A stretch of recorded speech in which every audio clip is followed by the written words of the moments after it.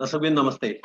यति बेला Mount Everest टेलिभिजनको अर्को एउटा प्रस्तुति लिएर म यहाँहरू समक्ष उपस्थित भइसकेको छु। आज पनि मैले सदाको जस्तै गरी यो कोभिड-19 को महामारीले विश्वभरि के कस्तो प्रभाव पारिरहेको छ, यसबाट बच्नका लागि के गरेका छौँ र विशेष गरी मैले पछिल्लो समयमा नेपालीका लागि नेपाली बस भनेर जुन एउटा कार्यक्रम सञ्चालन गरेको छु, यसले विश्वभरि रहेका नेपालीहरूलाई यो सञ्चार माध्यमको तर्फबाट हामी कहाँ कसरी कुन अवस्थामा छौँ, सुरक्षित छौँ अथवा हाम्रो नेपाली समुदायलाई के कस्तो प्रभाव पारिरहेको छ, कोरोना महामारीले हामी कति साथीहरूलाई चाहिँ असर गरेको छ, को सङ्क्रमित हुनुहुन्छ, को सेफ हुनुहुन्छ, को नेपाल जान चाहनुहुन्छ, त्यहाँको नेपाली कम्युनिटीहरूले के कसरी चाहिँ हाम्रो नेपाली समुदायमा रहेर काम गरेको छ भन्ने विषयमा विभिन्न बहसहरू चलाइरहेको छु भने विशेष गरी म आफू क्यानाडामा रहेको हुँदा क्यानाडामा नेपाली कम्युनिटीलाई क्यानाडाको सरकारले यहाँको प्रोभिन्सियल सरकार र स्थानीय सरकारहरूले के कसरी फेसिलिटेट गरिरहेको छ भन्ने विषयमा पनि मैले यो बहसहरू चलाइरहेको छु। त्यस्तै गरी विशेष गरी नेपाली समुदाय विश्वभरि छरिरहेको हुँदा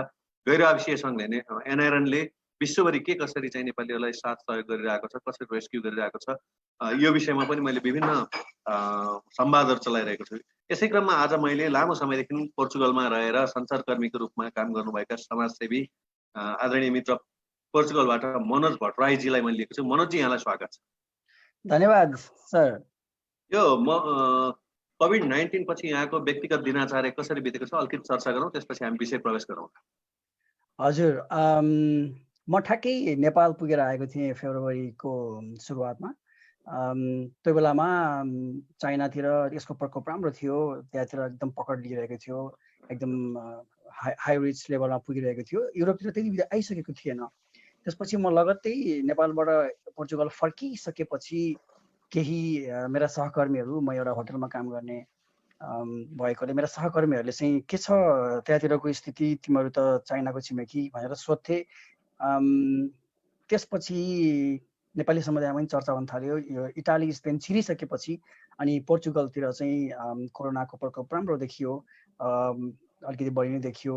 त्यसपछि त म केही समय लगभग 45 दिन जति 46 दिन जति भयो कामबाट चाहिँ हामीलाई पोर्चुगल सरकारले एउटा ले अफ भन्ने सुविधा दिएको छ, जसले चाहिँ काम गरिरहेको छ उनीहरू कम्पनी बन्द भएको अवस्थामा। त्यसपछि म 45 दिनदेखि चाहिँ घरमै छु। पोर्चुगलमा पूर्णतया लकडाउन भएको अवस्था होइन। पोर्चुगलमा चाहिँ स्टेट अफ इमर्जेन्सी भनेर भनिन्छ, आपतकालीन अवस्था छ। महत्त्वपूर्ण चिजहरू जस्तो फार्मेसीदेखि लिएर बस, ट्रेन, रेलहरू, सुपरमार्केटहरू खुल्ला छन्, तर अधिकांश कामहरू बन्द छ। सरकारी कार्यालयहरूले पब्लिक रिलेसन बन्द गरेको छ, अनलाइन काम मात्रै गरेको छ। स्कुलहरू पनि सबै बन्द छन्। स्कुलले आफ्नो विद्यार्थीहरूलाई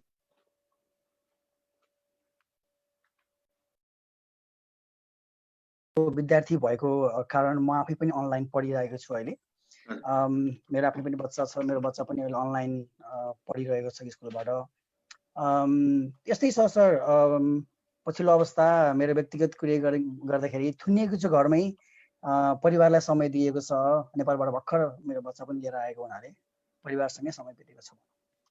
अब विशेष गरी युरोपियन राष्ट्रहरू धेरै टेक्निकल कारणले विद्यार्थीहरू जान पनि अथवा अन्य स्टाटसमा पनि युरोप जान अन्य शक्ति राष्ट्रहरूभन्दा अलिकति सहज अनुमान गर्ने गरिन्छ। त्यो हकमा युरोपियन जति पनि राष्ट्रहरू छन् त्यहाँ नेपालीहरूको सङ्ख्या पनि बढी हुने नै भयो। र तपाईँ बसेको ठाउँको केही त्यस्तो जनसङ्ख्या, नेपालीहरूको जनसङ्ख्याको रेकर्ड त्यस्तो केही जानकारमा छ हजुरलाई? पोर्चुगलमा बेलायतपछि, युरोपमा बेलायतपछि धेरै जनघनत्व, नेपालीको जनघनत्व भएको मानिन्छ। पोर्चुगलमा ठ्याक्कै कति नेपाली छन् भनेर यसको आधिकारिक तथ्याङ्क कसैसँग पनि छैन।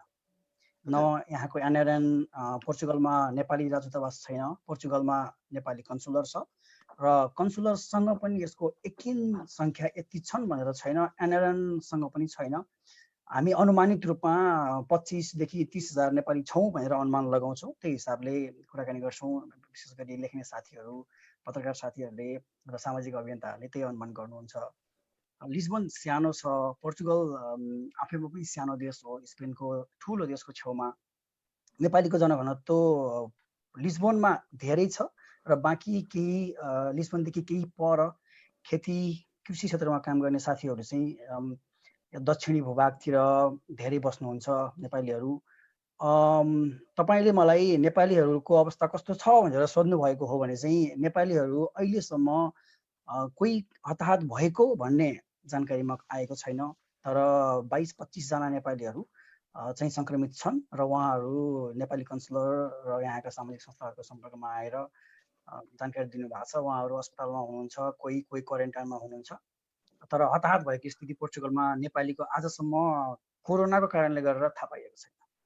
यसमा विद्यार्थीको केही आँकडा टेन्टेटिभ अब यहाँले पहिले भनिसक्नु रेकर्डै छैन भनेपछि विद्यार्थीको हजुर आँकडा निक्लिने कुरै यस्तो भएन। छ तर पोर्चुगलमा बसन्तजी के छ भन्नुहुन्छ भने पोर्चुगल आउने हामीलाई विद्यार्थी भनेर मलाई लाग्छ पोर्चुगलमा विद्यार्थी भिजामै आएर पढ्ने हामीले औँलामा गर्न सक्छौँ। हजुर त्यस्तो अवस्था छ किनभने पोर्चुगल युरोपमै आप्रवासीको लागि कागजपत्रको लागि धेरै सजिलो देश। त्यो भएको कारणले अधिकांश नेपाली सिधै पोर्चुगल आउँछु भनेर आउने हुँदैनन्। तपाईँले 100 जना नेपालीमा 10 जना नेपाली मात्रै पाउनुहुन्छ जो सिधै पोर्चुगलको कृषि भिजा लगाएर सिजनेबल वर्किङ भिजा लगाएर आउनुभएको हुन्छ। अधिकांश बाँकी फ्यामिली रियुनियनको भिजा या अरू कुनै जर्मनी, बेल्जियम या डेनमार्क, फिनल्यान्ड यी सेन्जन कन्ट्रीको टुरिस्ट भिजा लगाएर यस्तो केही भिजा लगाएर आउनुभएको धेरैजनाहरू हुनुहुन्छ। त्यसपछि उहाँहरू केही 2 हप्ता 3 हप्ताको भिजा लगाएर अरू पोर्चुगल बाहेक अरू सेन्जन कन्ट्री आइसकेपछि अनि त्यसपछि पोर्चुगल आएर उहाँहरू चाहिँ सेटिङ हुने क्रम पर्छ। त्यो भएर ठ्याक्कै पोर्चुगलमा यति नेपाली यो भिजामा अथवा यो विधामा तपाईँले अघि भनेको जस्तै वर्किङ भिजामा अथवा स्टुडेन्ट भिजामा यति नेपाली छन् भनेर छुट्याउन एकदम गाह्रो अवस्था देख्छु मैले चाहिँ। म आफू पनि 5-7 वर्षदेखि पोर्चुगल बसिरहेको। हामी धेरै पटक प्रयास पनि गरिएको यो विषयमा छुट्याउन गाह्रो छ किनकि यसको एकिन तथ्याङ्क यहाँको पोर्चुगल सरकारसँग छ होला। हामीले एकपल्ट केही पत्रकार साथीहरू मिलेर यो विषयमा पहल पनि गर्ने प्रयास गरेका थियौँ। उहाँहरूले के भन्नुभयो भने यसको लागि चाहिँ कुटनीतिक पहल गर्नुपर्ने, पेरिस दूतावास मार्फत नै परराष्ट्र मन्त्रालय मार्फत नै गर्नुपर्ने भन्ने खालको कुराहरू भयो। जस्तो जो कोही पनि नेपाली आप्रवासी पोर्चुगल आइसकेपछि पोर्चुगल सरकारको एउटा कर कार्यालयमा दर्ता गर्नुपर्ने हुन्छ। त्यसलाई चाहिँ यहाँ पोर्चुगलमा फिनान्स भर्ने भनिन्छ। फिस्कल नम्बर, निफ नम्बर निकाल्ने भनिन्छ। त्यो मात्रै एउटा निकाय हो जसले चाहिँ सम्पूर्ण आप्रवासीको रेकर्ड राख्छ।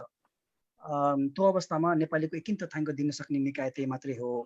यहाँ तपाईँले कस्ता क्याटेगोरीका नेपालीहरू छन् भनेर सोध्नुहुन्छ भने चाहिँ एकदम कम। मलाई जानकारीमा भएअनुसार केही मात्रै विद्यार्थी हुनुहुन्छ जो उहाँहरूको बुवा आमा यहीँ हुनुहुन्छ र उहाँहरू आउनु भएको छ, उहाँहरू चाहिँ स्टुडेन्ट हुनुहुन्छ। नत्र अस्ट्रेलिया अथवा क्यानाडा अथवा युकेतिर जस्तो स्टुडेन्ट भिजामा गएर पढ्ने नेपाली पोर्चुगलमा बहुत कम हुनुहुन्छ।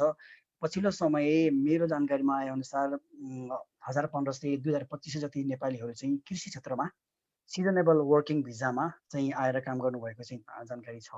ती बाहेक अधिकांश नेपाली अरू कुनै सेन्जन कन्ट्री आएर त्यसपछि उहाँहरूको एउटा सेटिङ हुने एउटा अझ म त सेटिङ भन्दा नि म पोर्चुगललाई त एउटा शब्द युज गर्न चाहन्छु, ट्रान्जिट पोइन्ट भन्छु। युरोपमा सेटिङ हुन चाहने, युरोपमा आफ्नो जीवनशैली सेटल हुन चाहनेहरूको लागि ट्रान्जिट पोइन्ट हो पोर्चुगल। त्यसरी प्रयोग गरिरहेका छौँ हामी नेपालीहरूले चाहिँ।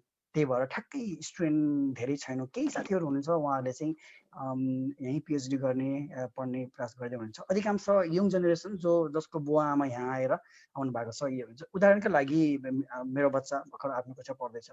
यस्तो खालको बच्चाहरू चाहिँ छन्। तर नेपालबाटै डाइरेक्ट स्टुडेन्ट भिजा लगाएर क्यानाडा, अस्ट्रेलिया जाने जस्ता चाहिँ धेरै काम छ।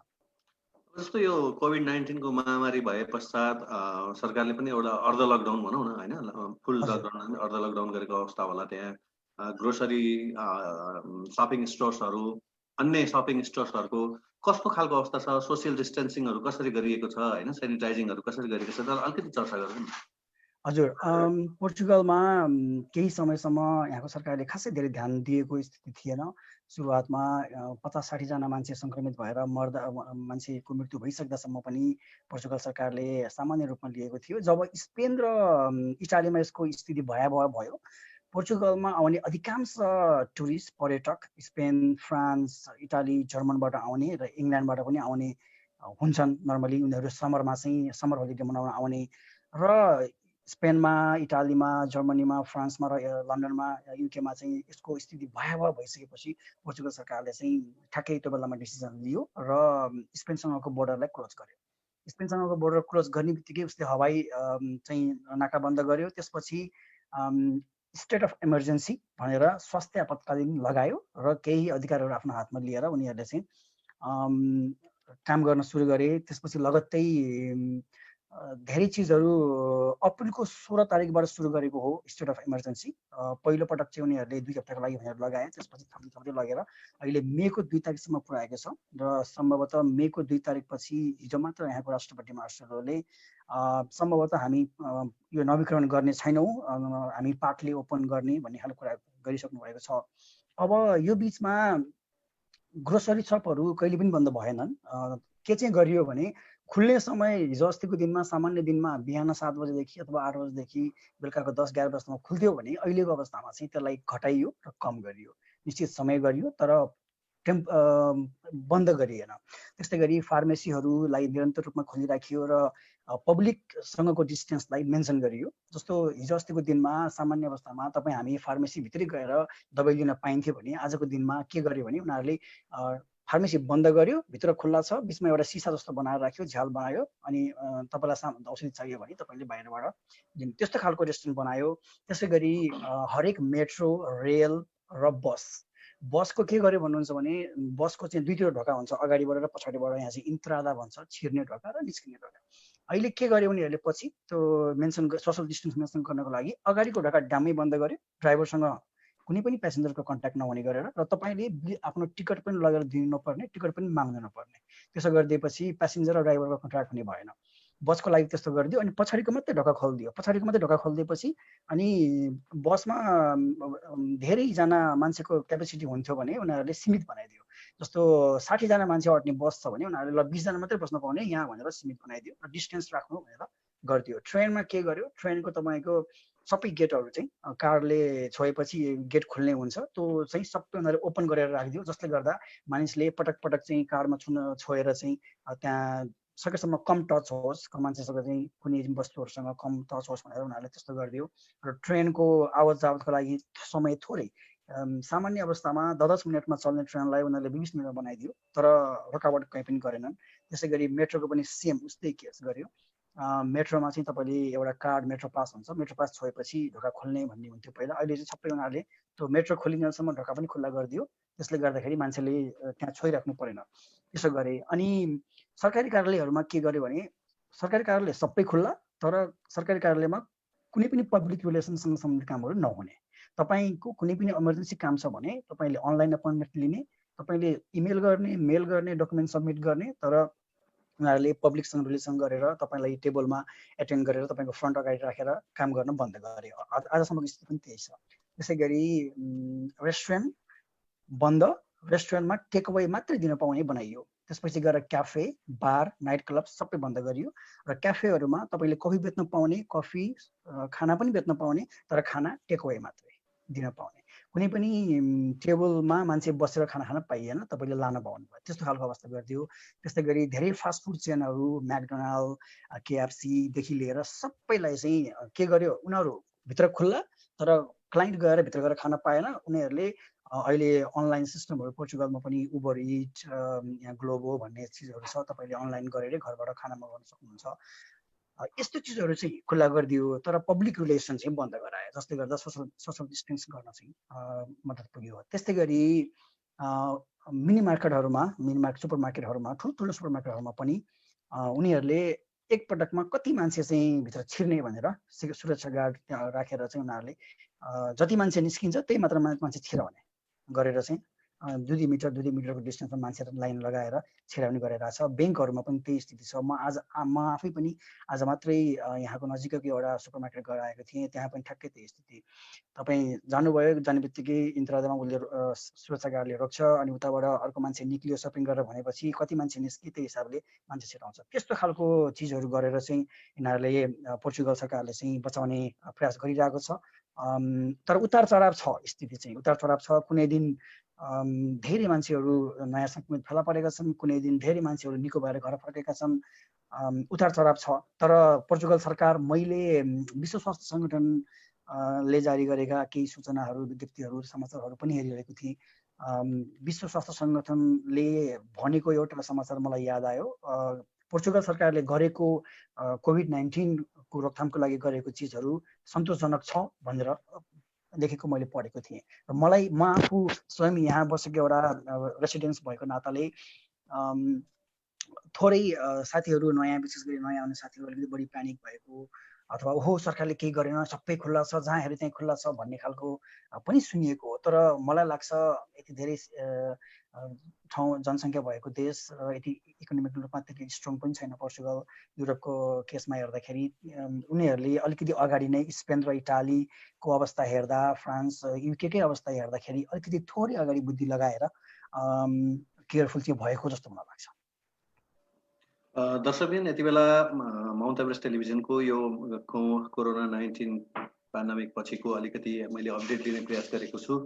र आज धेरै साथीहरूले मलाई केही दिन अगाडिदेखि त पोर्चुगलको र युरोप आसपासको क्षेत्रमा के कस्तो अवस्था छ, नेपालीहरूको अवस्था के हो, त्यसमा अलिकति अपडेट गर्नका लागि साथीहरूले चाहिँ मलाई सुझाव दिइराख्नु भएको थियो। यसै सिलसिलालाई मैले जोड्नका लागि आज मैले पोर्चुगलमा लामो समयदेखि बसोबास गर्दै आउनुभएका सञ्चारकर्मी मित्र मनोज भट्टराईसँग लाइभ संवादमा छु। यहाँहरूलाई कुनै युरोपको विषयमा आफ्ना परिवारको आफ्ना स्टुडेन्ट भाइ बहिनीहरू कोही त्यस्तो छन्, या कुनै खालको समस्या परेको छ भने मलाई सिधै इनबक्स पनि गर्न सक्नुहुन्छ र मेरो कार्यक्रमको जुन कमेन्ट बक्समा गएर कमेन्ट पनि गर्न सक्नुहुन्छ। म त्यहाँ वरिपरिको सूचना लिने प्रयास पनि गर्नेछु र आगामी दिनमा त्यहाँ त्यस्तो खालको समस्या परेको कोही विद्यार्थीहरूलाई अथवा कुनै विद्यार्थीको आफन्तहरू, गार्जेनहरू कोही पुग्नु भएको छ भने उहाँहरूलाई परेका समस्याको विषयमा हामी मनोजजीसँग छलफल गर्नेछौँ र मनोजजीबाटै त्यहाँ रहेका स्थानीय सङ्घ संस्थासँग समन्वय गरी यदि कसैलाई त्यस्तो खालको समस्या परेको छ भने हामी त्यसलाई अपडेट अथवा सहयोग गर्ने प्रयास गर्नेछौँ। यो बिचमा मैले अलिकति म क्यानाडामा रहेर कार्यक्रम सञ्चालन गरिरहेको हुँदा क्यानाडाको यो कार्यक्रम सुरु गर्ने बेलासम्मको कन्फर्म केस 51,597 छ भने रिकभर्ड केस 20,327 रहेको छ र आज यो महामारीबाट ज्यान गुमाउनेको सङ्ख्या 2,996, झन्डै 3,000 पुग्न थालिसकेको छ। यो हेर्दाखेरि गभर्मेन्टले रिकभर्डको चाहिँ जुन प्रयास हो त्यसलाई अधिकतम अगाडि बढेको छ, यद्यपि त्यसबाट ज्यान गुमाउनेको सङ्ख्या पनि दिनानुदिन बढेको अवस्था देखिन्छ। त्यस्तै गरी मनोजजी पोर्चुगलबाट जोडिनु भएको छ। मनोजजीको ठाउँमा मैले अहिले हेर्दाखेरि 24,505 कन्फर्म केस देखेँ मैले। मनोजी हो? हजुर हजुर हो, 24,505 कन्फर्म केस हो, 1470 रिकभर्ड हो र 973 डेथ। हजुर 973। आज मात्रै 25 जना हो जस्तो लाग्छ मलाई आजको पछिल्लो डेथ। बिचमा केही दिन अगाडि सन्चो भएर घर फर्किनेको सङ्ख्या धेरै राम्रो थियो र नयाँ सङ्क्रमित यिनीहरूले रोक्न धेरै राम्रो प्रयास गरेको थियो। तर फेरि बिचमा अलिकति थोरै गडबड भयो, यहाँ के भयो ठ्याक्कै थाहा भएन। तर सङ्क्रमित सङ्ख्या चाहिँ अलिकति भत्ते बढ्यो। विशेष गरी अरू देशमा जस्तै पोर्चुगलमा पनि विशेष गरी जो अलिकति उमेरले पाएको हुनुहुन्छ, बुढो हुनुहुन्छ, उहाँहरू नै अलिकति बढी शिकार भएको जस्तो देखिन्छ। यहाँ पनि स्थिति त्यही छ र म लगत्तै जोडिदिन्छु। पोर्चुगलमा विशेष गरी नेपालीहरू चाहिँ धेरै बुढो उमेरको, पाको उमेरको नेपालीहरू हुनुहुन्न यहाँ चाहिँ। मैले यो कम्पेरिजन युरोपसँग गरिरहँदाखेरि जस्तो बेलायतमा धेरै उमेर पाको भएको नेपालीहरू हुनुहुन्छ, त्यसको अनुपातमा पोर्चुगलमा हुनुहुन्न। मैले अघि नै भने जस्तै पोर्चुगल ट्रान्जिट हो भनिरहँदाखेरि यहाँ 4-5 वर्ष 5-7 वर्ष बसेर पोर्चुगलको पासपोर्ट आउने बित्तिकै लगभग धेरैजना नेपालीहरू चाहिँ पोर्चुगल छोडेर अलिकति आफूलाई सुविधा सम्पन्न हुने या अलिकति राम्रो कमाइ हुने देश जानुहुन्छ। विशेष गरी लन्डनतिर मुभ हुने धेरैजना हुनुहुन्छ, डेनमार्क, नर्वे, जर्मनीतिर मुभ हुनुहुन्छ, केही चाहिँ अस्ट्रेलिया, क्यानाडा पनि जानुहुन्छ। त्यो भएर यहाँ उमेर धेरै भएका नेपालीहरूको सङ्ख्या एकदम कम छ। धेरै जसो यङ जेनेरेसन हुनुहुन्छ अनि जो अलि समय अगाडि आएर आफ्नो परिवार बोलाउनु भएको छ, उहाँहरूको बच्चा बच्ची, उहाँको श्रीमती श्रीमान हुनुहुन्छ। त्यो भएर यहाँ चाहिँ पोर्चुगलमा नेपाली समुदाय एउटा यङ जेनेरेसन धेरै छन् भनिरहँदाखेरि उनीहरूको सङ्क्रमित हुने चान्स पनि अलिकति कम।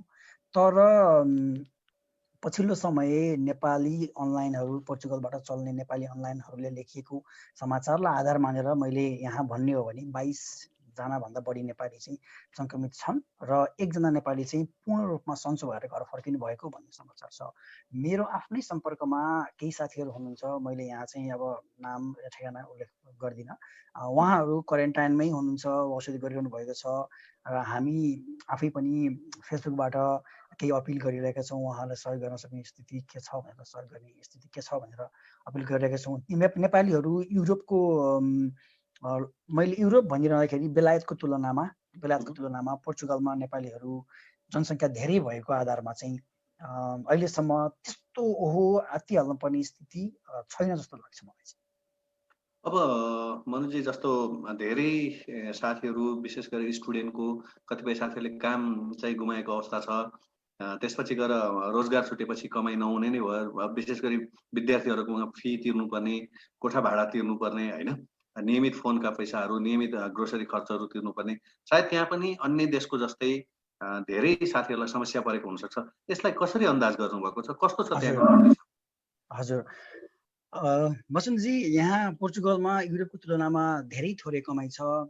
यहाँको सरकारी बेसिक स्यालेरीकै कुरा गर्ने हो भने 635 युरो पर मन्थ चाहिँ सामान्य नागरिकले कमाउने स्यालेरी हो। र हामी नेपालीले पनि त्यसकै हाराहारीमा काम गर्छौँ। अलिकति खेतीतिर काम गर्ने केही साथीहरू जसले आवर बेसिसमा काम गर्नुहुन्छ र यहाँको राम्रो होटल या आफ्नै व्यवसाय गर्नेहरूको त अब हामीले कम्पेयर गर्न मिलेन। विशेष गरी काम गर्नेहरूको केसमा चाहिँ यहाँ पहिल्यै पनि पोर्चुगल अलरेडी कमाइ कम हुने देश हो र यहाँको घरको रेन्टहरू, रुम रेन्टहरू अलिकति महँगो छ। पछिल्लो समय 2016-17 पछि घरको रेन्ट अलिकति भत्तै बढेको स्थिति हो यहाँ।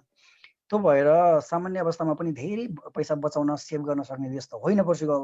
अब अहिले पछिल्लो समयमा अप्रिलको 16 तारिकबाट यहाँ स्टेट अफ इमर्जेन्सी लगाइसकेपछि ठ्याक्कै समर सुरु भएको थियो र काम पाउने बेला थियो। यो अप्रिल, मे, जुन, जुलाई, अगस्त यो चाहिँ यहाँ पोर्चुगलमा राम्रो सिजन मानिन्छ।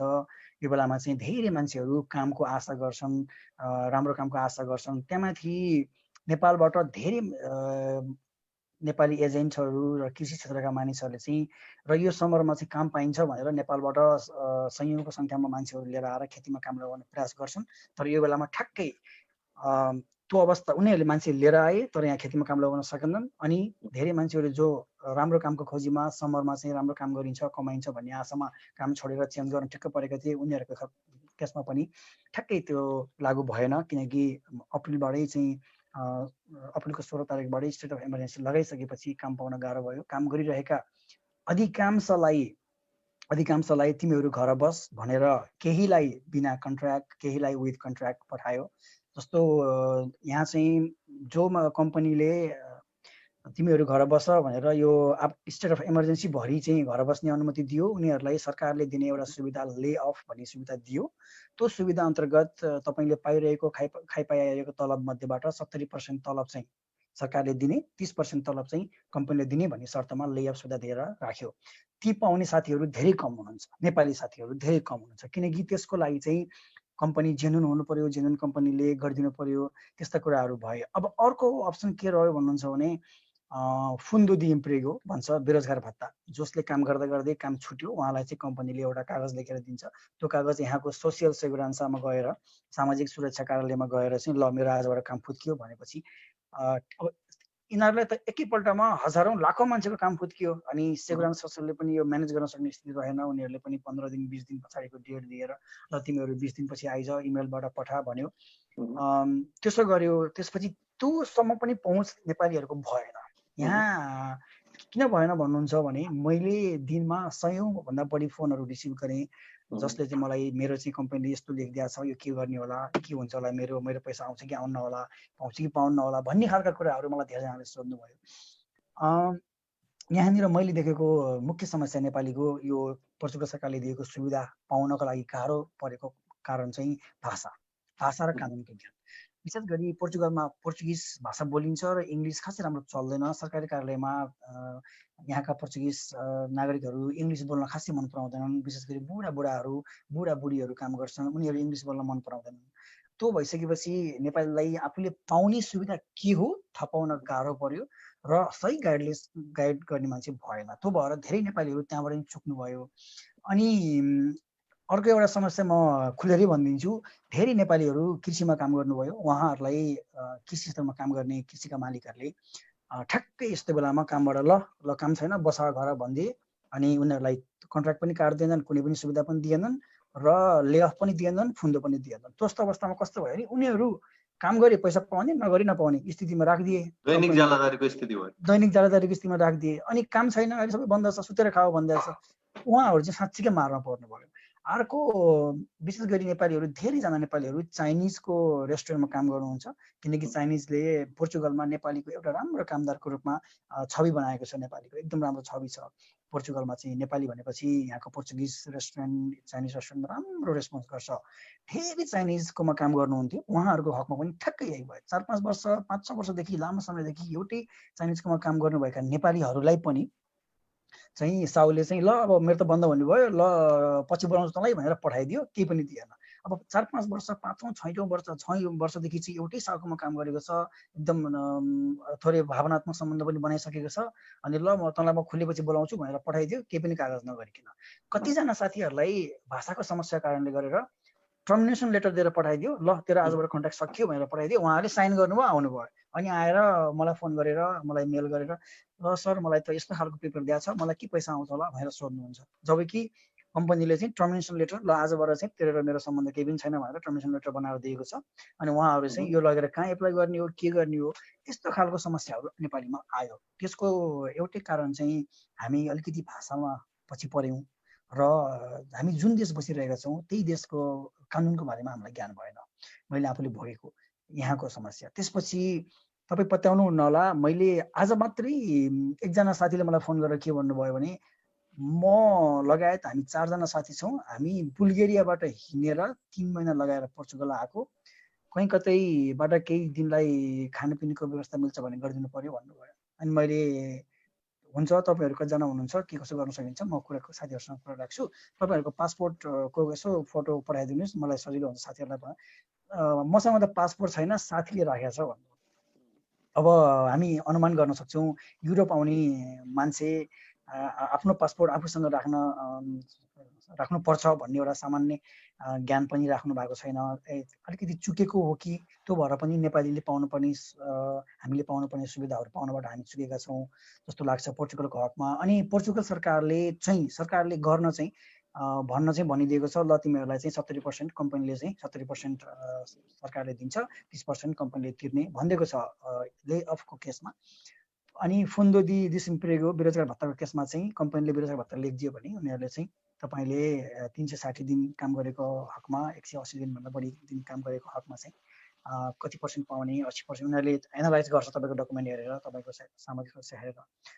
धेरैजना चाहिँ मारमा पर्नुभएको स्थिति हो, धेरैजना मार्न पर्नुभएको स्थिति हो। अब ठ्याक्कै मैले अहिले तपाईँलाई भनिसकेँ हामीसँग कुनै तथ्याङ्क छैन, तर चाइनिजकोमा काम गर्ने 100 जनामा 90 जनाभन्दा बढी सुविधाबाट वञ्चित हुनुभयो।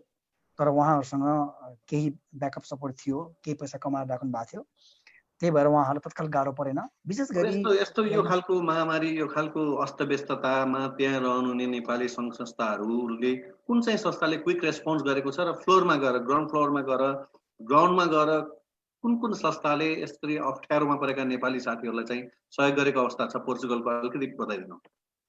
म एउटा स्वतन्त्र रूपमै लेख्ने भएको नाताले मसँग धेरै साथीहरू सम्पर्कमा आउनुहुन्छ र यहाँको एनआरएनए गैर आवासीय नेपाली सङ्घ छ, धेरै नै भयो यहाँको एनआरएन सक्रिय भएर काम गरिरहेको अवस्था छ।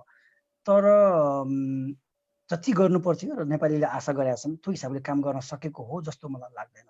मैले होइन यहाँको एनआरएनले ठिक गरेको छ, एकदम राम्रो गरेको छ भने ती खेतीमा काम गरेर दुःख पाएका नेपाली र मसँग हार गुहार माग्ने ती नेपालीलाई अन्याय हुन्छ। एक्चुअली यहाँ अर्को एउटा जात्रा पनि तपाईँलाई म बताइदिन्छु।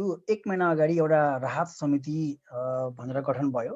त्यो राहत समितिले सहयोग गर्ने भनेपछि कन्सुलरको संयोजकतामा एनआरएनको चाहिँ सहकार्यमा चाहिँ एउटा राहत समिति गठन भयो। त्यो राहत समितिले नेपालीलाई सहयोग गर्ने भनेर सार्वजनिक रूपमा अपिल गरे सहयोग गर्न, नेपालीहरूले सहयोग गरे। 10,000 युरोभन्दा बढी पैसा उठिसक्यो।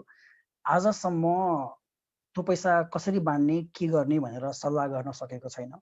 र उनीहरू तँ ठुलो कि म ठुलो, तैँले मलाई सम्मान गर, मैले तँलाई सम्मान गर्दिनँ भनेरै झगडा गरेरै बसिरहेको अवस्था छ। ल म फलाना पार्टीको चाहिँ नेता हो, तैँले मलाई चाहिँ मान्नुपर्छ, नेपालमा मेरो पार्टीको सरकार छ भनेको छ एउटा। ठ्याक्कै यही स्थितिमा उनीहरू एउटा नाम पनि जुराउन नसकेर 10,000 युरो हातमा चाहिँ लिएर बसेका छन्, तर सहयोग गर्न सक्ने स्थिति छैन। धेरैजना साथीहरूलाई म तपाईँलाई एउटा उदाहरण दिन्छु। अप्रिलको 23 तारिक हो ठ्याक्कै, मलाई पोर्चुगलको दक्षिणी भूभाग फारोदेखि अलिकति माथि एक ठाउँबाट चाहिँ फोन आयो। मेसेन्जरमा मलाई फोन आएपछि मैले फोन रिसिभ गरेँ। उहाँहरू 23 जना नेपालबाट आउनुभएका कृषि भिजामा आउनुभएका साथीहरू। हामी त फिनान्स पनि भर्न पाएको छैन, 3 महिना 4 महिना भयो, के हुन्छ, खाना पनि गाह्रो भयो भनेको अवस्थामा मैले यहाँ एकजना भाषा अनुवादक हुनुहुन्छ केपी भट्टराई, कमलप्रसाद भट्टराई, उहाँ नेपाली स्कुल पनि चलाउनुहुन्छ। उहाँसँग सम्पर्क गरेर यस्तो स्थिति आएको छ, के गर्न सकिन्छ भन्दाखेरि उहाँले ठिक छ, पोर्चुगल सरकारले, नगरपालिका, यहाँका एनजिओहरूले चाहिँ त्यस्तो अवस्थामा परेका मान्छेहरूलाई घरमै लगेर खाना खुवाइदिन्छ, गर्न सकिन्छ भनेपछि हामीले एकै दिनमा उहाँहरूसँग कुरा हुने बित्तिकै मैले तुरन्त फेसबुकमा लाइभ आएँ। आउने बित्तिकै क्विक रेस्पोन्स, उहाँले मलाई फोन गर्नुभयो, के भएको भन्नुभयो। मैले यस्तो भएको भनेपछि हामी तुरन्त फारो नगरपालिकाको त्यहाँको मेयरसँग कुरा गरेर उहाँले चाहिँ तिनीहरूको व्यवस्थापन गरिदिनु भयो। एउटा उदाहरण। त्यसपछि अर्को एउटा सामाजिक काम गर्न एकदम अगाडि पर्ने एउटा संस्था हिमालयन ब्रिलियान्ते भन्ने छ। यसले चाहिँ मार्चको 21 तारिकबाटै ल कोरोना राहत सहायता कोष भनेर उनीहरूले चाहिँ पैसा उठाउन अपिल गरे फेसबुक मार्फत। अहिले 2000 जति पैसा उठाइसकेको अवस्था छ। उनीहरूले पछिल्लो अप्रिलको 24-25 तारिकको चाहिँ 19 जनालाई लिस्बनमा चाहिँ राहत बाँडेको।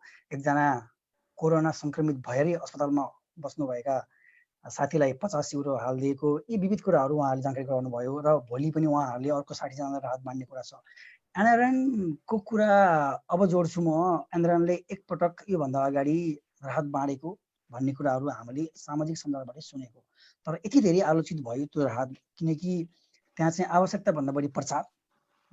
टोटल पाएको सामान साथीहरूले गनेर युरो सेन्टमा गनेर देखाउँदाखेरि 6 युरो जतिको सामान चाहिँ पाउनु भएको र त्यसको प्रचार चाहिँ तपाईँको सामाजिक सञ्जालमा समाचारमा हेडलाइन बनाएर हालिएको भनेर धेरै त्यो चाहिँ विवादित बन्यो। त्यसपछि गएको शुक्रबार यही राहत समितिले चाहिँ ल अब यसलाई चाहिँ विवाद अलिक कम गर्नुपर्छ, यो पटक चाहिँ अलिकति पारदर्शी तरिकाले गर्नुपर्छ र वास्तविक बिलसम्म चाहिँ राहत पुग्नुपर्छ भन्ने हिसाबले काम गर्ने भनेर लाग्दै 8वटा उपसमिति बनाइएको थियो। एउटा उपसमिति चाहिँ डाटा सङ्कलन गर्ने, एउटा उपसमिति चाहिँ राहत वितरण गर्ने, एउटा उपसमिति आर्थिक सङ्कलन गर्ने, एउटा उपसमिति कानुनी सेवा दिने, यस्ता गरेर चाहिँ 8वटा उपसमिति बनाएको थियो।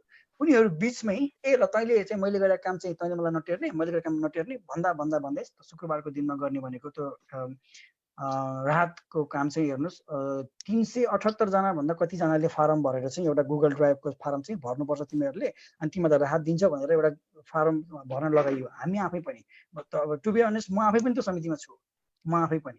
तर मैले पनि आफैले साथीहरूलाई पर्सनली भेटेर ल है यो फारम भर्नुहोस् चाहिँ यसरी बाँड्ने कुरा छ भनिसकेपछि पछिल्लो शुक्रबार चाहिँ थोरै साथीहरूबाट गल्ती भयो, कमजोरी भयो भन्छु म चाहिँ। अलिकति हताश गर्नुभयो, मेसो पाउनु भएन, त्यो भन्नाले त्यो पनि थोरै विवाद बन्ने स्थिति आएपछि त्यो दिन बाँडिरहेको राहत 58 जनालाई बाँडिसकेपछि रोकियो र बाँडिएन, त्यतिमै सीमित बनाइयो। र आजभोलि बाँड्ने कुरा थियो, ठ्याक्कै मलाई पछिल्लो जानकारी छैन। आजको दिनमा चाहिँ बाँड्ने कुरा 30 तारिकको दिनमा चाहिँ बाँड्ने कुरा भन्ने चाहिँ सुन्नमा आएको छ। भोलि चाहिँ एउटा हिमालयन ब्रिलियान्ते भन्ने संस्थाले चाहिँ फेसबुकबाटै उठाएको पैसाले 60 जना नेपालीहरूलाई चाहिँ लिस्बनमा र लिस्बनदेखि बाहिर सान्ति एन्टोनियोमा अनि कोइम्ब्रा अनि फारोमा चाहिँ राहत बाँड्ने भनेर मलाई केही सामाजिक अभियान साथीले जानकारी दिनुभएको छ। एनआरएन यहाँ चाहिँ 72 भन्दा बढी संस्था छन्। जिल्लाका समाजहरू, क्षेत्रीय समाजहरू, तपाईँको राजनीतिक पार्टीका सम्पूर्ण चाहिँ भातृ सङ्गठनहरूदेखि लिएर धेरै संस्थाहरू छन्। तर जुन चिज यहाँको नेपालीले आशा गरेका थिए र उनीहरूबाट क्विक रेस्पोन्सको आशा गरेका थिए त्यो चाहिँ गर्न सकेको होइन। र स्वतन्त्र भएर बोलिरहँदाखेरि उनीहरूले आशा अलिकति बढी नै गरेका हुन् नेपालीले, र जिम्मेवारी पनि अलिकति बढी नै लिनुपर्ने स्थिति छ, किनकि अन्तको जस्तो परिस्थिति यहाँ छैन। मैले अघि भनिरहेँ बेलायतपछि धेरै नेपालीको जनघनत्व भएको पोर्चुगलमा अलिकति जिम्मेवारी पनि बढी नै हुन्छ। उदाहरण म पटक यी कुराहरूको विरोध पनि गरिरहन्छु, त्यो भएर नेपाली समाजमा म अलिकति तारो पनि बनिरहन्छु। यहाँ समरमा बार्बेक्यू पार्टी गर्न पर्यो भने पार्कमा ठाउँ हुँदैन, फलाना समाजको एकपट्टि एउटा समाजको ब्यानर लागेर बसेको हुन्छ, अर्कोपट्टि अर्को समाजको ब्यानर लागेर बसेको हुन्छ। तर अहिले यस्तो बेलामा ती 72वटा समाजहरू चुपचाप छन्, गुमनाम छन्। र ती सबै समाजहरू मिलेर बनेको एउटा राहत समिति पनि विवादित बन्ने स्थिति आयो र उहाँहरूले उठेको 10,000 पैसालाई कहाँ लगेर तल लाउने भन्ने स्थिति पनि छैन। अहिलेसम्म के गर्ने भनेर डिसिसन गर्न सक्नु भएको स्थिति छैन। एउटा नाममा अड्किएर 1 महिनादेखि एउटा नाम के नाम राख्ने, त कुन चाहिँ पार्टीको नामबाट राख्ने कि कुन चाहिँ संस्थाको नामबाट, है मेरो संस्थाको नाम आएन भने राजीनामा दिन्छु भनेर घुर्की लगाउने यस्तो स्थिति छ। त्यसपछि एनएलएनले पछिल्लो कार्यकालमा, जसले एनएलएनको अधिवेशन सकिएपछि 41,000 समथिङ कति पैसा पछिल्लो कार्यकालले जिम्मा लगाएको नयाँ कार्यकाललाई, र हामीले यो कुरा पटक पटक यहाँको एनएलएनसँग सोधेका छौँ। तपाईँहरूसँग 41,000 युरो चाहिँ आकस्मिक राहत कोष लाई भनेर केही युरो दिने कुरा भएको थियो, त्यो पैसा कहाँ छ, के गर्दैछ भन्दा पछिल्लो समय चाहिँ यहाँको अध्यक्षले के भन्नुभयो भने बीचमा चाहिँ त्यो सदस्यता शुल्कहरू पनि तिर्नुपर्ने हुन्छ नेपालमा, त्यहाँ पनि म 1 मिनेटमा यहाँसँग आएँ त। हस् दर्शकबिन, यति बेला मसँग पोर्चुगलमा रहेर लामो समयदेखि सञ्चारकर्मीको रूपमा कार्यरत मनोज भट्टराईजी लाइभमा हुनुहुन्छ र यो सँगै आज नेपालमा पनि केही अब कोरोनाको विषयमा पनि म केही अपडेट लिन्छु भने, त्यस्तै गरी नेपालमा पछिल्लो समयमा यो राजनीतिक घटनाक्रम अलिकति उथलपुथल भएको छ। जस्तो प्रधानमन्त्री केपी ओलीलाई हटाउनको लागि केही सांसदहरू हस्ताक्षर गर्नुभएको छन्, केही सांसदहरू चाहिँ फेरि जोगाउनका लागि हस्ताक्षर सङ्कलन गरिराख्नु भएको छ। केही सांसदले सांसदै अपहरण गरेका घटनाहरू छन्। यद्यपि त्यसमा प्रहरीका प्रमुख भर्खरै 2 महिना मात्र अगाडि सेवानिवृत्त भएका सर्वेन्द्र खनालजीको पनि नाम जोडिरहेको छ र यसलाई चाहिँ अझ बालुवाटारबाटै योजना बनाइएको भनेर आरोप लगाउनेहरू पनि छन्। तथापि आरोपका पछाडिका सत्य तथ्य कथाहरू बुझ्न हामीलाई पनि बाँकी नै छ। यो विषयमा समग्र कुराकानी गर्नको लागि नेपालबाट हाम्रा खबर.com का प्रधान सम्पादक आदर्श केसीजी मेरो लाइभमा आउनुभएको छ। आदर्शजी, यहाँलाई स्वागत छ। धन्यवाद हजुर। नमस्कार अन्य अतिथिहरूलाई पनि। आज राति त्यस्तो केही उथलपुथल, त्यस्तो केही घटना घट्ने सम्भावना भनेर धेरै नजरअन्दाज गरेको थियो, त्यस्तो केही सम्भावना हो, त्यो केही छ यहाँलाई जानकारी? हिजो नेकपाको सचिवालय बैठक बसेको थियो, धेरै आकलन गरिएको थियो के हुन्छ भनेर। अब फेरि यहाँहरूलाई थाहा नै छ, नेताहरूका कुरा, त्यहाँ छलफलका कुराहरूलाई मिडियाहरूले जुन मिडियामा ल्याउनुहुन्छ त्यसलाई फेरि यो चाहिँ प्रचारबाजी भयो भनेर उहाँहरूले खण्डन गर्नुहुन्छ। एउटा उदाहरण, अस्ति केही समय अगाडि वामदेव र केपी शर्मा ओली बीचको एउटा जुन चाहिँ भनावनको स्थिति आयो भनेर मिडियामा आयो, त्यसको खण्डन गर्नुभयो वामदेवजीले। त्यस्तै हिजो पनि केही कुराहरू नयाँ नेपालको राजनीतिमा नयाँ घटनाक्रम, के अरे नयाँ कुराहरू चाहिँ सार्वजनिक भएका छन्। खासमा ठोस हिजो केही नयाँ कुराहरू हुन सकेन भन्ने कुरा सार्वजनिक भएको छ। नेकपाको प्रवक्ता नारायण काजी श्रेष्ठजीले फेरि 20 गते सचिवालयको बैठक बसेर बाँकी कुराहरू टुङ्गो लगाउने भनेर उहाँले भन्नुभएको छ। तर मिडियामा केही नयाँ कुराहरू आएका छन्। प्रधानमन्त्रीले विवाद साम्य पार्नको निम्ति वामदेव गौतमलाई प्रधानमन्त्रीको रूपमा अगाडि सार्नु भएको छ। उहाँले यो कोरोनाको महामारी पछि आफूले राजीनामा दिने र वामदेव गौतमलाई प्रधानमन्त्रीको रूपमा ल्याउने, अनि त्यसपछि त्यस्तै पार्टीमा आवश्यक व्यक्तिको रूपमा अर्को माधव कुमार नेपाल पनि अत्यन्तै आवश्यक भएको हुनाले उहाँलाई पार्टीको 13औं अध्यक्षको रूपमा स्थापित गर्ने भन्ने कुराहरू ल्याउनु भएको छ। यी दुवै कुराहरू अत्यन्तै नयाँ छन्। अब संसारमै कतै चाहिँ नभएको यहाँ 2वटा अध्यक्ष, अनि अर्को अध्यक्ष थपेर पनि 3वटा अध्यक्ष बनाउने भन्ने कुरा नयाँ कुरा आयो। अनि अर्को चाहिँ यहाँलाई महत्त्वपूर्ण कुरा चाहिँ कतिपयले यसलाई प्रधानमन्त्रीले व्यङ्ग्यको रूपमा पनि लिएको भन्ने भनाइ भनिएको छ। प्रधानमन्त्रीलाई, जो उहाँ चाहिँ प्रतिनिधि सभाको सदस्य पनि हुनुहुन्न, होइन, संसद पनि हुनुहुन्न, उहाँलाई चाहिँ प्रधानमन्त्रीको रूपमा अगाडि सार्नु चाहिँ के हो त भन्ने खालको कुरा छ। यो आदर्शी जस्तो वामदेव गौतमलाई त राष्ट्रिय सभामा ल्याउने अथवा संसद बनाएर ल्याउने भन्ने कुरामा त विगत 4-5 महिनादेखि रसाकसी चलिरहेछ। भला त्यसका प्रक्रियाहरू भिन्न रहे, केही साथीहरू नमानेको अवस्था रह्यो। यो पनि त फेरि अन्ततगत वामदेवलाई अब सेन्टरमै ल्याउने उसँग जोडियो नि। त्यसको लागि उहाँले प्रष्ट भन्नुभएको छ, यो संविधान संशोधन गरेर एउटा बाटो खुल्ला गरेर उहाँलाई चाहिँ ल्याउनु पर्छ भन्ने खालको देखिन्छ। खासमा यो चाहिँ अहिले यो जो नेकपा भित्रको विकसित एउटा विवाद छ, एउटा घटनाक्रम छ, यसको यो एउटा पात्र वामदेव पनि भएको हुनाले यसलाई चाहिँ यो तत्काललाई प्रधानमन्त्रीले थामथुम पारेको विषय हुनसक्छ, किनभने यो त्यति सजिलो छैन। उहाँले अस्ति आफ्नो के अरे माधव नेपालसँगको छलफलमा पनि आउँदो असोजमा अधिवेशन गरेर तपाईँलाई पार्टीको जिम्मा दिन सक्छु भन्ने खालको आश्वस्त पार्नु भएको थियो। यो अब नेकपा भित्रको एउटा विवादलाई साम्य पार्नका लागि आएका केही नयाँ कुराहरू हुन्। यो चाहिँ समग्रमा भन्नुपर्दा अहिले नेकपाका भित्रको विवादले एउटा दुःखद अवस्था निम्त्याएको छ होइन। अब यहाँले पनि एउटा विभिन्न देशमा बसोबास गर्ने नेपालीहरूसँग सरकारवाला निकायसँग एउटा जवाबदेहिताको निम्ति यो बहस सुरु गरिनु भएको छ। यो पनि एउटा चाहिँ जवाबदेहिता हो, एउटा राज्यप्रतिको एउटा योगदान हो। तर यहाँ चाहिँ नेपाल सरकार त्यति नागरिकको स्वास्थ्य अधिकारप्रति, नागरिकलाई यो कोरोनाबाट बचाउनको निम्ति गम्भीर नभएको जस्तो देखिन्छ। किनभने यो विश्व यति बेला एउटा उसमा रुमल्लिरहेको छ, कोरोनाबाट थलिएको छ। यसलाई कसरी पार लगाउने भन्नुको साटो एउटा यति शक्तिशाली पार्टी नेकपा भित्र आफै प्रधानमन्त्रीको विरुद्ध विभिन्न चाहिँ विवादहरू सिर्जना गरेर यतातिरको अवस्थालाई यसले प्रभावित पार्छ कि जस्तो छ। अब प्रधानमन्त्रीकै आडमा पनि अब विभिन्न संसद अपहरणदेखि लिएर विवादित अध्यादेशहरू ल्याउने जस्ता कामहरू पनि भइरहेका छन् बेमौसमी तरिकामा। यसले एउटा विश्व जगतमा पनि एउटा नयाँ खालको चाहिँ देखाएको छ। म त भन्छु हामी विश्वभरि छरिएका नेपालीहरूको लागि पनि यो दुःखद कुरा हो। किनभने विश्वमा भएका अन्य घटनाक्रमहरू यति बेला ओझेलमा छन्। द्वन्द्वरत पक्षहरूले चाहिँ एउटा आफ्नो चाहिँ आक्रमणका गतिविधिहरू समेत साम्य पारेका छन्। यहाँलाई थाहा नै छ। यस्तो अवस्थामा यहाँ विवाद निम्तिनु भनेको अत्यन्तै दुःखद पक्ष हो। धन्यवाद आदर्श। यहाँसँग म फेरि आउनेछु, एकछिन मनोजीसँग जान्छ म। मनोजी, मैले भोलिकै सोमा जस्तो हाम्रो विशेष गरी अब पोर्चुगलकै कुरा रह्यो, एनआरएनले जुन पैसा उठाएको छ कन्सुलरको अथवा त्यहाँको स्थानीय सङ्घ संस्थाको समन्वय नहुँदाखेरि त्यो पैसा चाहिँ राहतको रूपमा अथवा जो निडी पिपुल हो होइन, जसलाई आवश्यक छ त्यहाँ जान नसकेको कुरा छ। भोलि मैले गौरी जोशीज्यू जो आइसिडी सेक्रेटरीको रूपमा हुनुहुन्छ र महेश श्रेष्ठसँग यो विषयमा संवाद चलाउनेछु र डाक्टर पूर्ण कणेल क्यानाडाबाट हुनुहुन्छ, उहाँहरूसँग पनि आवश्यक हुँदा म यो समय मिल्दाखेरि म यहाँलाई पनि जोड्न चाहन्छु। यस्ता खालको चिजमा आइसिसीले कस्तो खालको, एनसिसीलाई कस्तो खालको मोनिटरिङ गर्ने हो? जस्तो केही राज्यहरू जहाँ एनआरएनसँग, केही राष्ट्रहरू एनआरएनसँग अलिकति कमजोर छ, पैसा छैन अथवा त्यहाँ मेकानिजम कमजोर छ, त्यो ठाउँमा चाहिँ आइसिसीले नै केही हजार डलर, 4,000 5,000 त्यसरी सहयोग गरेको अवस्था पनि आएको छ। यो कुरालाई भोलि पनि हामी चर्चा गरौँला होइन। र अब तत्कालका लागि जस्तो त्यहाँ मानव नेपाली काङ्ग्रेस समर्थित अथवा एमाले समर्थित अथवा माओवादी समर्थित अथवा स्थानीय क्षेत्रीय होइन जिल्लाका प्रान्तका जुन सङ्घ संस्थाहरू छन्, यिनीहरूको रक्षक बढ्दै गयो भने त वास्तव पीडित त झन् पीडित हुने भयो नि।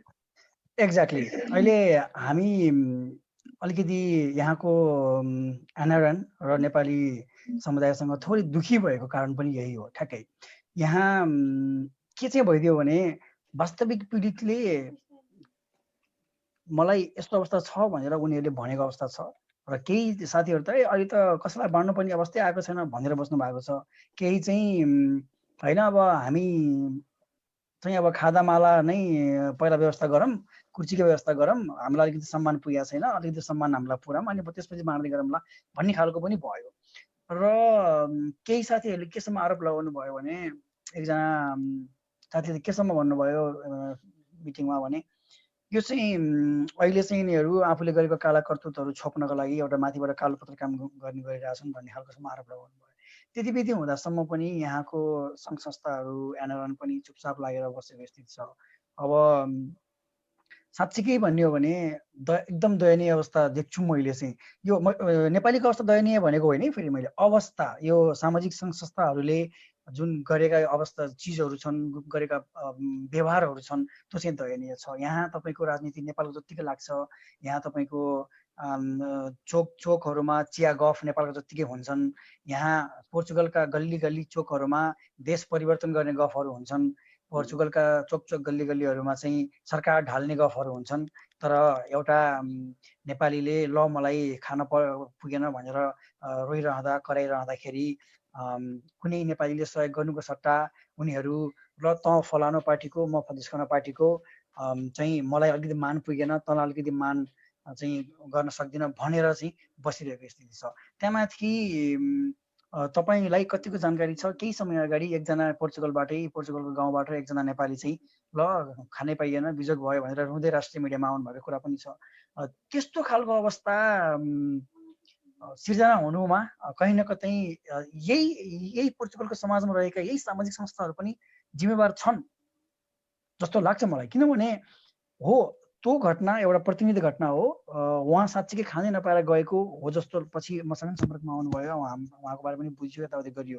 तर उहाँले जुन चिज गर्नुभयो त्यो चिजबाट चाहिँ यहाँको सङ्घ संस्थाले पाठ सिक्नु पर्थ्यो, लेसन लिनु पर्थ्यो र अर्को एउटा समन एल्स फेरि अर्को राष्ट्रिय मिडियामा गएर रुनु नपरोस् भन्ने स्थिति उहाँहरूले पहिले सोच्नु पर्थ्यो। तर कसैले उहाँहरूलाई त्यो चिज सिकाइरहँदा पनि अझै पनि उहाँहरूमा मैले उहाँहरू भनेर इङ्गित गरेको चाहिँ यहाँका सामाजिक सङ्घ संस्थाका नेताहरू, सामाजिक अभियन्ताहरू, जिल्लाका चाहिँ अध्यक्षहरू, म त बारम्बार लेख्छु, बारम्बार बोल्छु र भन्छु।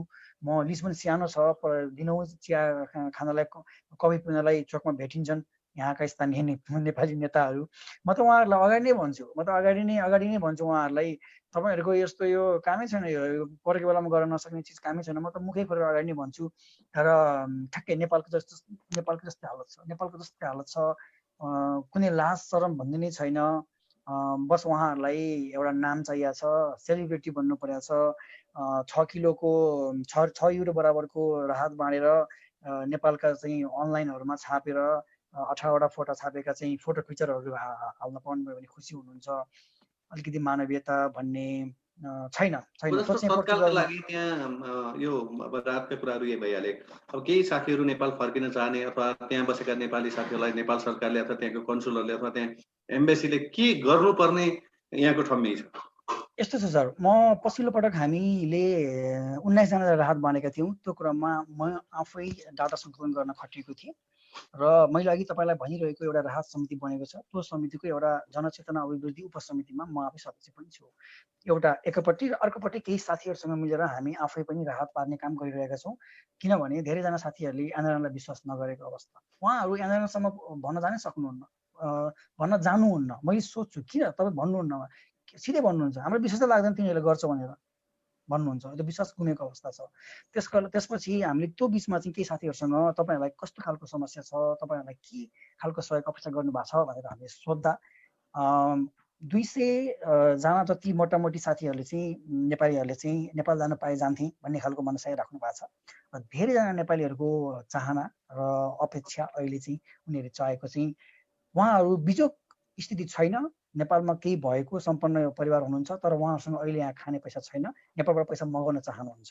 त्यसको लागि उहाँहरूसँग च्यानल छैन, त्यो गरिदियोस् भन्ने चाहना राख्नु भएको छ धेरैजना नेपाली साथीहरूले। धेरैजनाहरूले मलाई फोन गरेर ल न कसैले मलाई यहाँ युरो दियोस्, म वहाँ नेपालमा चाहिँ रुपिस दिन्छु, ब्याङ्कमा हालिदिन्छु भन्नुभएको छ। त्यो चिज 200-400 2000 भए व्यक्तिले गर्न सक्ने स्थिति रहन्छ। तर यहाँ त सयौँ मान्छेले त्यसो भनेको अवस्थामा गर्न सक्ने स्थिति छैन। त्यसको एउटै विकल्प भनेको हुन्डी हो। अब हामीले हुन्डी गर्नुहोस् भनेर सयसम्म दिन सक्दैनौँ।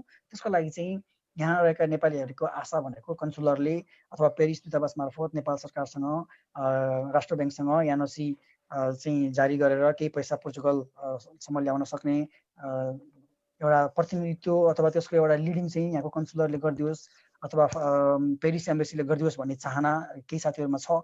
उहाँहरूले आफ्नो समस्या राख्नु भएको छ। त्यसपछि गएर 200 जनाभन्दा बढी साथीहरूले नेपाल जान चाहन्छु, हामी चाहिँ नेपाल जान पाइयो भने म जान चाहन्छु भनेर लेख्नु भएको छ। हामीले अहिले मैले कुरा गरिरहेको राहत समितिले बनाएको एउटा फारममा तपाईँ के गर्न चाहनुहुन्छ भनेर हामीले अप्सन पनि बनाएर राखिएको थियो। त्यसमा चाहिँ कसैले चाहिँ मलाई तत्काल कागजपत्रको लागि सहयोग गर्नु पर्यो भन्ने कुराहरू, कसैले चाहिँ मलाई कानुनी सहयोग चाहियो, कसैले चाहिँ मलाई स्वास्थ्य सम्बन्धी सहयोग चाहियो भन्नुभएको छ। र केही साथीहरूले चाहिँ नेपाल जान पाए म त नेपालै जान्छु भन्ने खालको सहयोग आशा गर्नुभएको छ। त्यो तपाईँले अहिले सोध्नुभएको क्वेसन, त्यही समस्याको समाधान गर्न भनेर बनेको 8वटा उपसमिति सहित बनेको एउटा समिति निष्क्रिय छ र यो समिति अल्झिएको छ, रुमलिएको छ। ठ्याक्कै के गर्ने भनेर सोच्न सक्ने अवस्था छैन। 100 जनाभन्दा बढी सदस्य राखेर बनाएको एउटा समितिले 1 महिना बितिसक्दा पनि समितिको नाम के राख्ने भन्ने एउटा सामान्य विषयमा अल्झिएर साँच्चीकै राहत बाँड्नुपर्ने अवस्थाको विचार नगरेर रुमलिएर बसेको स्थिति छ। तर यदि भनिरहँदाखेरि भोलि चाहिँ उनीहरू राहत बाँड्ने रे भन्ने पनि सुनेको छु मैले। अब यस्तो पनि अवस्था छ कि उनीहरूले बाँडी नसक्दासम्म पत्ता नसक्ने अवस्था छ पोर्चुगलमा। यहाँ त सेकेन्डमा चेन्ज हुन्छ। त्यो भएर नेपालीहरू अघि मैले तपाईँलाई भने जस्तै केही चाहिँ नेपाल जान चाहनुहुन्छ, केही चाहिँ नेपालबाट चाहिँ पैसा मगाएर उहाँहरूको स्थिति पैसा मगाउन सक्ने स्थिति छ तर मगाउन सक्नुहुन्न। केही चाहिँ स्वास्थ्य सुविधा लिन चाहनुहुन्छ तर उहाँहरूको पहुँच छैन। त्यस्तो विविध कुराहरू को आशा राख्नु भएको छ नेपाली समुदायसँग। बस्नेजी। हजुर मनोजजी। हजुर सर।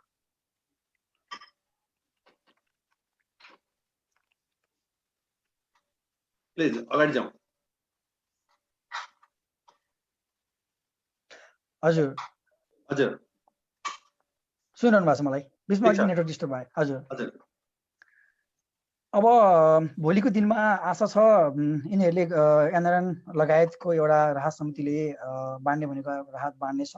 एउटा हिमालयन बिर्यान्ते भन्ने संस्थाले पनि फेसबुक मार्फत अपिल गरेको छ। उनीहरूले पनि भोलि 50-60 जना भन्दा यो बढी राहत बाँड्ने भनेर लागि परेका छन्। मैले अघि तपाईँलाई भने जस्तै मेको 2बाट चाहिँ यहाँको पोर्चुगल सरकारको राष्ट्रपति मार्सेलोले चाहिँ सम्भवतः आपतकालीन स्थिति नबढाउने र पार्टली ओपन गर्ने, केही पार्टहरू चाहिँ ओपन गर्ने भन्ने कुरा छ। सम्भवतः काम गुमेका घरमा बसेका केही नेपाली काममा फर्किन्छन् र उनीहरूको अवस्था अलिकति सुधार हुने स्थिति मैले देख्छु। उदाहरणका लागि म आफै पनि 45 दिनदेखि घरमा बसिरहेको अवस्था छ। सम्भवतः मलाई मेरो कम्पनीले कि त अर्को 15-20 दिन फेरि बस भन्ला कि मलाई काममा बोलाउला। तर मलाई आशा छ धेरै जसो टेकअवे रेस्टुरेन्टमा काम गर्ने, फास्ट फुडमा काम गर्ने नेपालीहरू चाहिँ काममा फर्किनुहुन्छ। त्यस्तै गरी कृषि क्षेत्रमा काम गर्ने धेरै नेपालीहरू काममा फर्किनुहुन्छ। म लिस्बन, पोर्चुगलको राजधानी लिस्बनमा बसिरहेको हुनाले म कृषि क्षेत्रसँग त्यति धेरै भिज्न पाएको छैन। मैले इमान्दार भएर बोल्नुपर्छ, तर मसँग धेरैजना साथीहरू सम्पर्कमा हुनुहुन्छ। विकराल समस्या कृषि क्षेत्रमा छ, साह्रै नै विकराल समस्या त्यहाँ छ। लिस्बन बस्ने मान्छे भोकै मर्दैन, लिस्बन बस्ने सिटीमा बस्ने मान्छे भोकै मर्दैन।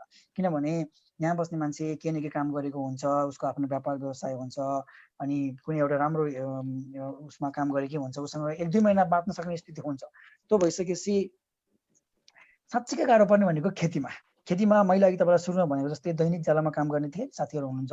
उहाँहरूलाई चाहिँ काम रोकिएर साउले चाहिँ ल सुतेर खा, घरमा सुतेर बस भनेको अवस्थामा चाहिँ महिनौदेखि तलब नदिएको अवस्था उहाँहरूलाई, अनि काम गरेको पैसा पनि नदिएको, त्यहाँमाथि पछिल्लो समय त कामै गर्न नपाएको अवस्था भएपछि साँच्चीकै समस्या उहाँहरूलाई छ। र पोर्चुगल सरकारले गरेको छ फेरि यदि भनिरहँदाखेरि यहाँ नेपालीको बिजोग छ है भन्ने खालको सन्देश नजाओस्। पोर्चुगल सरकारले मैले खान पाइनँ है भनेर तपाईँले भन्नुभयो भने यहाँको सरकारले, यहाँको नगरपालिकाले तपाईँलाई खाने व्यवस्था चाहिँ गरिदिन्छ। आज मात्रै म लिस्बनको 2-4 सहर त्यो सानो चोकबाट हिँडिरहेको थिएँ। बेलुका आज एकजना मेरो मित्रले पनि समाचार लेख्नु भएको थियो। पोर्चुगिजहरूले चोकहरूमा चाहिँ तपाईँको फिस त्यो क्यान फुडहरू, ब्रेडहरू राखिदिएको र उनीहरूले इङ्ग्लिस र पोर्चुगिजमा टेक एज यु क्यान भनेर लेखिदिएको है। त्यस्तो अवस्था छ। त्यो भएर मर्ने अवस्था, खाने नपाएर बिजोग हुने अवस्था छैन।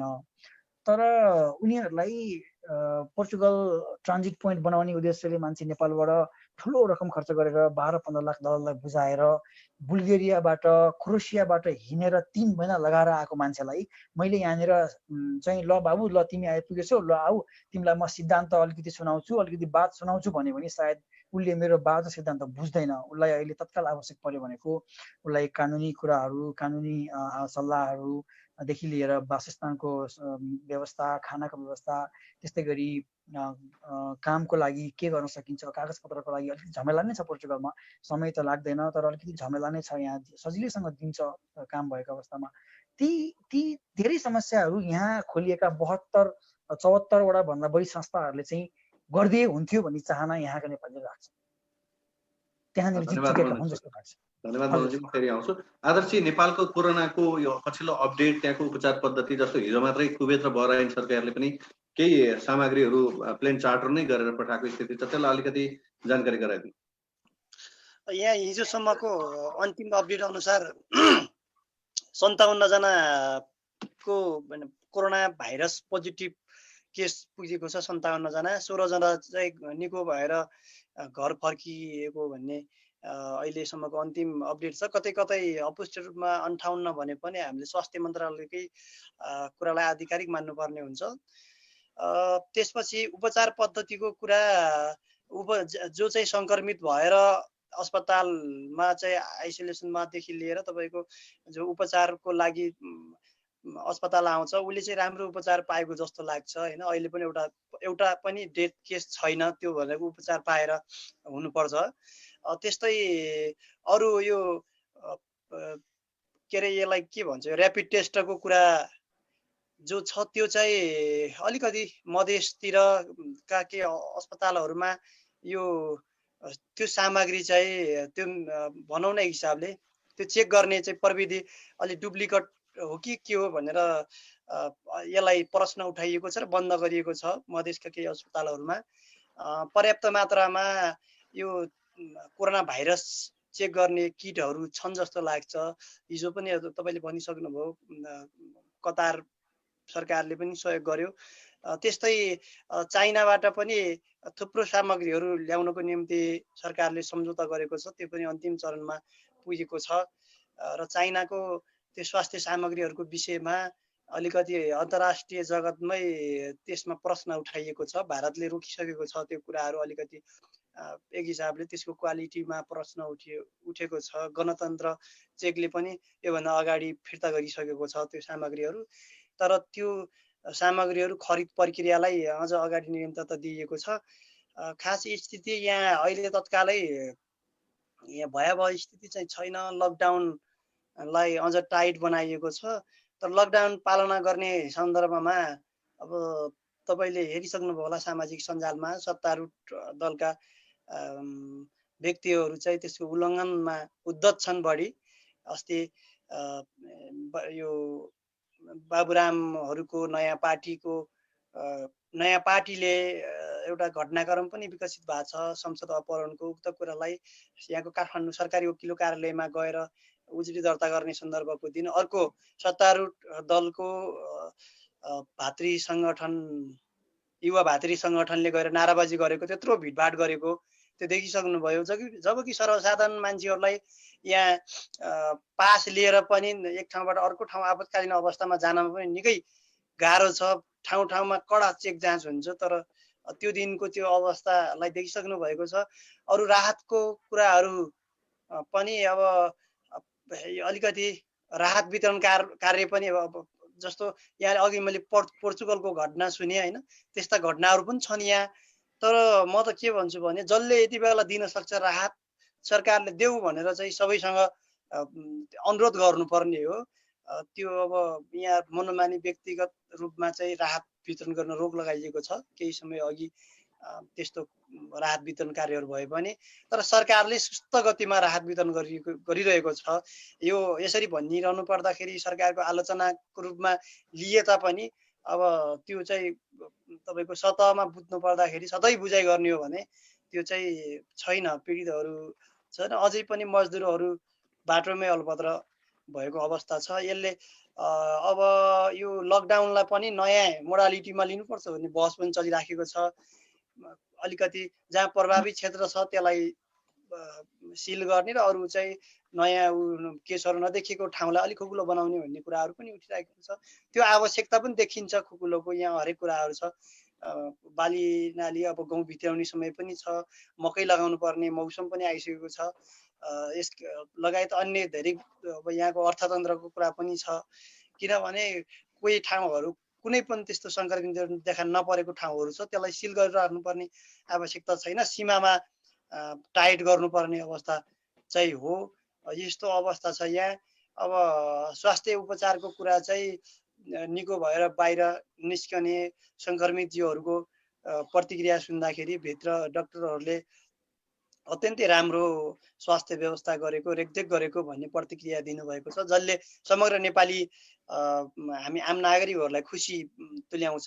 डाक्टरहरूले नर्सहरूले गर्नुभएको यहाँ यो एउटा अदम्य साहस पनि हो। सुरुका दिनहरूमा डाक्टरहरू अथवा स्वास्थ्य कर्मीहरूले, चिकित्सकज्यूहरूले त्यो भूमिका निर्वाह गर्न सक्नुहुन्छ कि हुँदैन, एउटा अत्यन्तै डरलाग्दो अवस्था छ। विदेशतिर डाक्टर चिकित्सकहरूमा जुन खालका घटनाहरू घटिराखेका छन् त्यसले एउटा डर पैदा गर्छ कि भन्ने थियो, तर यहाँ चाहिँ त्यो देखिएन। अब हाम्रो चाहिँ म त भन्छु भगवान जस्तै हाम्रो चिकित्सकज्यूहरूले अत्यन्तै दिनरात खटेर त्यस्तो योगदान गर्नुभयो र अहिलेसम्म झन्डै केही नराम्रो चाहिँ भएको छैन कोरोनाको कारणले भन्ने चाहिँ हाम्रो आम नेपालीहरूको बुझाइ हो। अरू चाहिँ हुन्छ आदर्शजी, धन्यवाद यहाँलाई। मनोजजी, हामी कार्यक्रमको अन्त्यमा छौँ। हजुर सर, कार्यक्रमको अन्त्यमा छौँ हामी। अब हाम्रो माउन्ट एभरेस्ट टेलिभिजन मार्फत यहाँले जुन युरोपको विशेष गरी पोर्चुगलको पेरिफेरीमा भएका समस्या, त्यहाँ भएका राहतका विषयमा जुन समष्टिगत रूपमा चर्चा गरिदिनु भयो, यहाँको लागि धन्यवाद। र हाम्रो यो फेसबुक लाइभ र हाम्रो यो कार्यक्रम हेर्नुहुने सम्पूर्ण दर्शकको लागि र सबैका लागि आफ्नो सन्देश राख्नको लागि आग्रह गर्छु। हजुर बसन्त दिदी, धेरै धेरै धन्यवाद तपाईँलाई। तपाईँले यहाँसम्म आएर केही बोल्ने मौका दिनुभयो र मलाई सम्भवतः पोर्चुगलबाट र विश्वभरि हेरिरहनुभएका सम्पूर्णलाई मैले एउटै कुरा भन्न चाहन्छु, जसले मलाई बुझ्नुहुन्छ, नेपाली बुझ्नुहुन्छ, अहिले सामाजिक दूरी कायम गरेर आफूलाई बचाउनु नै महत्त्वपूर्ण देखिन्छ। तपाईँ हामी सबैलाई थाहा छ। र आफ्नो सबैभन्दा ठुलो कुरा आफ्नो सुरक्षा रहे अरूलाई गर्न सक्ने स्थिति हो। अब राजनीतिक गफ यी विविध कुराहरू आफ्नो ठाउँमा छन् र विशेष गरी म तपाईँहरू सम्पूर्ण मलाई हेरिरहनुभएका क्यानाडा, अमेरिकादेखि लिएर लगायत सम्पूर्ण युरोप विश्वभरि बस्नुभएका सम्पूर्ण नेपालीहरूलाई तपाईँहरू सुरक्षित रहनुहोस् र स्वस्थ रहनुहोस्। आफ्नो स्वास्थ्यको मेन्सन गरेर आफ्नो वरिपरि रहनुभएका सम्पूर्णलाई बचाउनुहोस् भन्छु म चाहिँ विशेष गरी। र बसन्तजीलाई पनि धन्यवाद दिन चाहन्छु, मलाई यहाँसम्म बोलाइदिनु भयो। धन्यवाद बसन्त। धन्यवाद मन्त्रीजी। आदर्शजी, यहाँले पनि पछिल्लो कार्यक्रमको अन्तिममा जोडिएर भए पनि नेपालको पछिल्लो राजनीतिक घटनाक्रम र विशेष गरी नेपालमा कोभिड-19 को कसरी उपचार भइरहेको छ, सोसल डिस्टेन्सको कुराहरू के भइरहेको छ भन्ने विषयमा जानकारी गराउनुमा यहाँलाई पनि धेरै धेरै धन्यवाद। धन्यवाद मेरो पनि तपाईँलाई। यहाँले बेला बेला यस्तो अवसर दिनुहुन्छ र एउटा यहाँको योगदान पनि छ। यो कोरोना भाइरसलाई न्यूनीकरण गर्ने कुरामा महत्त्वपूर्ण योगदान छ तपाईँको। जो संसारभरि रहेका नेपालीहरूलाई एक अर्काप्रति कसले के योगदान गर्न सक्छ, कहाँको अवस्था के छ भनेर समग्र नेपाली समुदायलाई सचेत बनाउने काम पनि गरिरहनु भएको छ। म पनि अन्तमा विश्वभर रहनुभएका नेपालीहरूलाई कोरोनाबाट बच्न शुभकामना दिन्छु र सङ्क्रमितहरूको सुस्वास्थ्य लाभको कामना गर्दै म पनि बिदा हुन्छु। धेरै धेरै धन्यवाद। धन्यवाद दर्शकवृन्द। आज हामीले माउन्ट एभरेस्ट टेलिभिजनको यो फेसबुक सो लाइभ मार्फत विशेष गरी कोभिड-19 सँग युरोपियन मुलुकहरूले के कसरी चाहिँ यो लकडाउन अथवा यो महामारीसँग कसरी लडिरहेको छ भन्ने विषयमा र समग्र ती वरिपरिका देशमा नेपालीहरूको अवस्था कस्तो छ, के कसरी नेपालीहरू सुरक्षित छन्, कसरी राहत वितरण गरेको छ, विशेष गरी अन्तर्राष्ट्रिय विद्यार्थीहरूको अवस्था के छ र सेन्टरमा रहेर पोर्चुगलबाट लामो समयसम्म सञ्चारकर्मीको रूपमा काम गर्नुभएका मनोज भट्टराईजीसँग हामी जुन जोडिएर कुरा गर्न पायौँ, यहाँहरू सबैलाई धन्यवाद। जहाँ जस्तो अवस्थामा हुनुहुन्छ हाँसी खुसी सुरक्षित रहनु होला भन्दै आजको कार्यक्रमबाट म पनि बिदा चाहन्छु र भोलिको कार्यक्रम NRN ICC secretary Gauri Shrestha र गौरी जोशी र मनोज श्रेष्ठसँग म जोडिनेछु। यहाँको कुनै पनि देशको एनसिसीसँग कुनै पनि देशमा एनआरएनले काम गर्ने सिलसिलामा जुन खालको अप्नाइएको छ, केही ठाउँमा विवाद आएका कुराहरू छन्, केही ठाउँमा एनआरएनले भयङ्करै राम्रो गरेको भन्ने कुराहरू छन्, अति नै राम्रो गरेको भन्ने कुरा छन्। यी विषयमा कहीँ कतै छ र यहाँहरू जोडिन चाहनुहुन्छ भने मलाई इनबक्स गर्नुहोला, कमेन्ट गर्नुहोला, हामी यहाँहरूको पनि आवाज लिनेछौँ। आजको लागि बिदा हुन्छु। हस्त नमस्ते।